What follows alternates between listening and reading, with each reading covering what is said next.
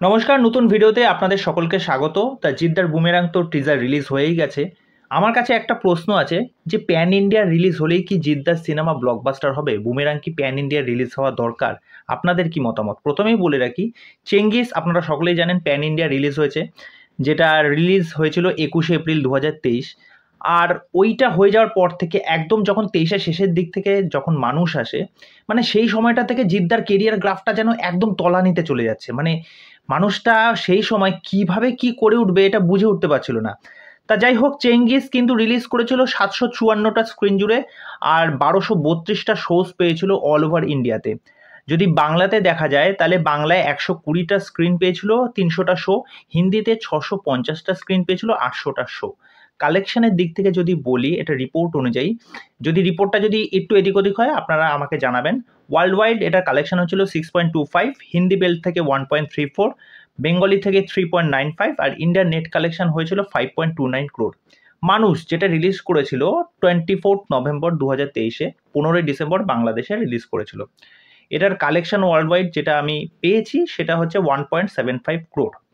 এবার আপনাদেরকে একটা কথা বলে রাখি যে আমাদের বাংলার দর্শকদের বা বাংলার অডিয়েন্সকে দোষ দেওয়া হয় যে বাংলার অডিয়েন্স সিনেমা দেখতে যায় না। বাংলার অডিয়েন্সকে দোষ দিয়ে লাভ নেই, এরকম অনেক ভিডিওতে অনেকেই বলেছে।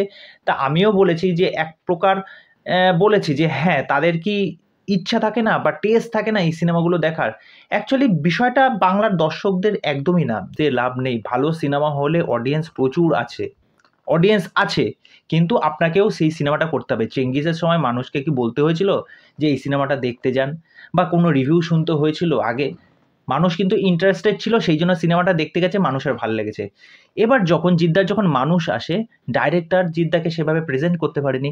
যখন মানুষের ফার্স্ট যখন পোস্টার এসেছিল, আমার ভিডিওতেও আছে, আমি তখন লিখেছিলাম একজন প্যান ইন্ডিয়া স্টারকে এইভাবে প্রেজেন্ট করছে, আমাকে রীতিমতো খিস্তি দিয়ে ভরে দিয়েছিল। আমার তাতে আপত্তি নেই, কিন্তু আমি সেটা মনে করেছিলাম যে একটা প্যান ইন্ডিয়া স্টার তাকে এইভাবে প্রেজেন্ট করছে।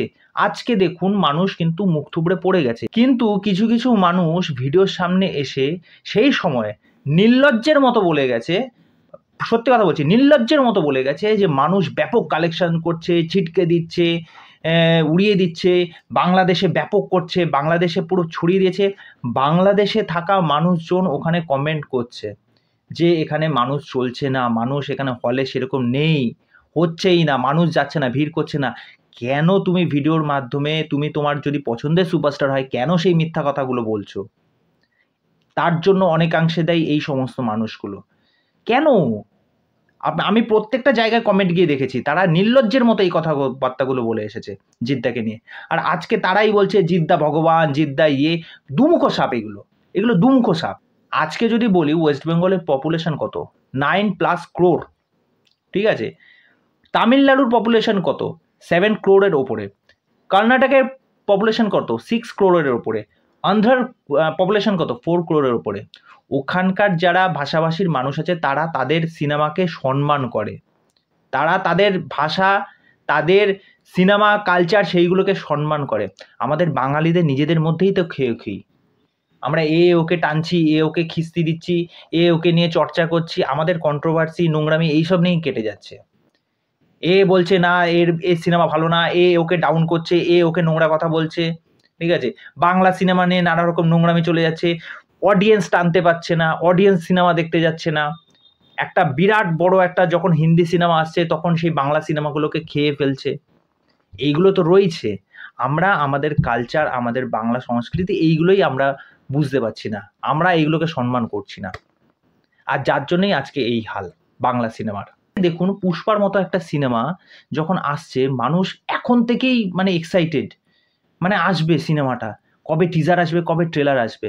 আর এবার বক্তব্য বিষয় হচ্ছে যে বুমেরাংটা কি সত্যি প্যান ইন্ডিয়া রিলিজ হলে কাজে দেবে? না, বুমেরাং প্যান ইন্ডিয়া রিলিজ হওয়ার দরকার নেই।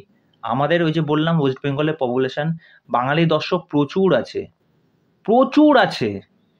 তারা যদি হল ভর্তি করে সিনেমা দেখতে যায়, তাদের পছন্দের স্টারের সিনেমা দেখতে যায়, তাহলে কালেকশন হওয়াটা কিন্তু কোনো বড় বিষয় নয়।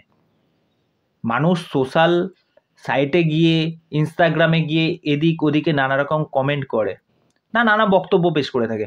কিন্তু ওই যে বলে না যে অঙ্কুশ রিসেন্টলি কিছুদিন আগে একটা কথা বলেছিল, ইন্ডিয়াতে বক্তব্য রাখা আর একটা সিনেমা হলে গিয়ে সিনেমা দেখা দুটোর মধ্যে কিন্তু আকাশ পাতাল তফাৎ।